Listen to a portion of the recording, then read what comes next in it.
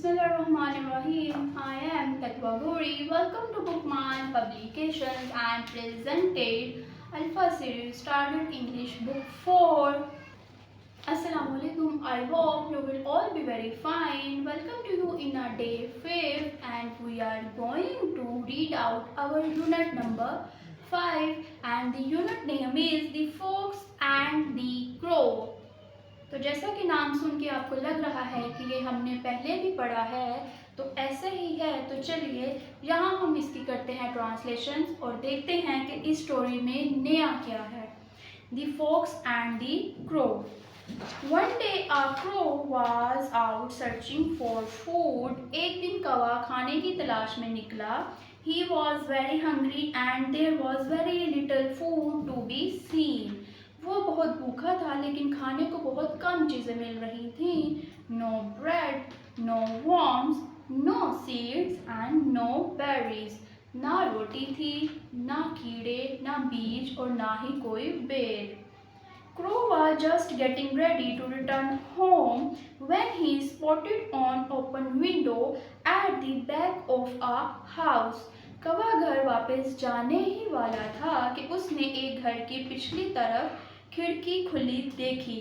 Inside the window, he saw a lovely plate of all kind of cheese. खिड़की के अंदर उसने तरह तरह की पनीर की एक खूबसूरत प्लेट देखी।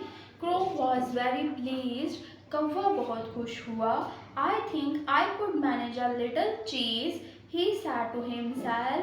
उसने सोचा मैं थोड़ा सा पनीर ले सकता हूँ। I am sure that just one piece will not be missed. मुझे यकीन है कि सिर्फ एक टुकड़ा लिया तो किसी को पता नहीं चलेगा।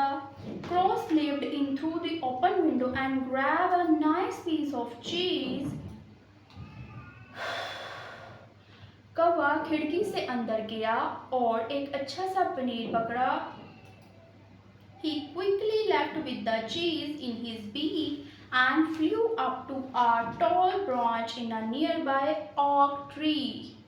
और करीबी बलूत के दरख्त की एक ऊंची शाख पर जा बैठा।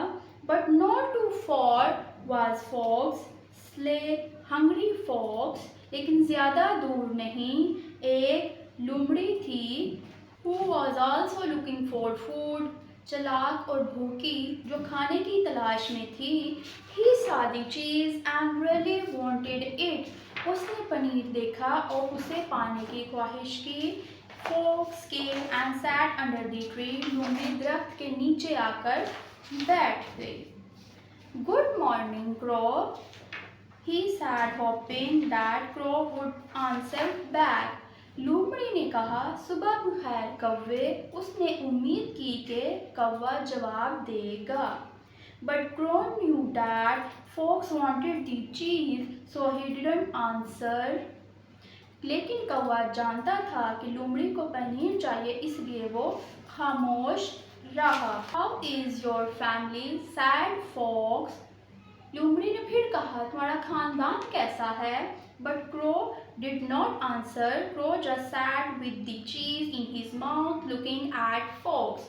लेकिन कौवा फिर भी खामोश रहा और पनीर मुंह में दबाए लोमड़ी को देखता रहा। Fox sat a while and then said to Crow, I have never heard you singing, Crow, but everyone tells me that you have the sweetest voice of all the birds. लोमड़ी कुछ देर बैठी रही और फिर बोली मैंने कभी तुम्हें गाते नहीं सुना लेकिन सब कहते हैं कि परिंदों में तुम्हारी आवाज़ सबसे मीठी है। कौ कौ कौ said Crow. Crow was so pleased to hear this good news, he decided to show off his voice. ये सुनकर कौवा बहुत खुश हुआ और अपनी आवाज़ दिखाने का फैसला किया। Caw caw caw said Crow. As soon as he opened his beak to sing, the cheese fell to the ground. उसने चोंच खोलकर कहा caw caw caw. जैसे ही उसने चोंच खोली पनीर ज़मीन पर गिर गया। Fox grinned and said, maybe you have a good voice, Crow, but you are not very clever.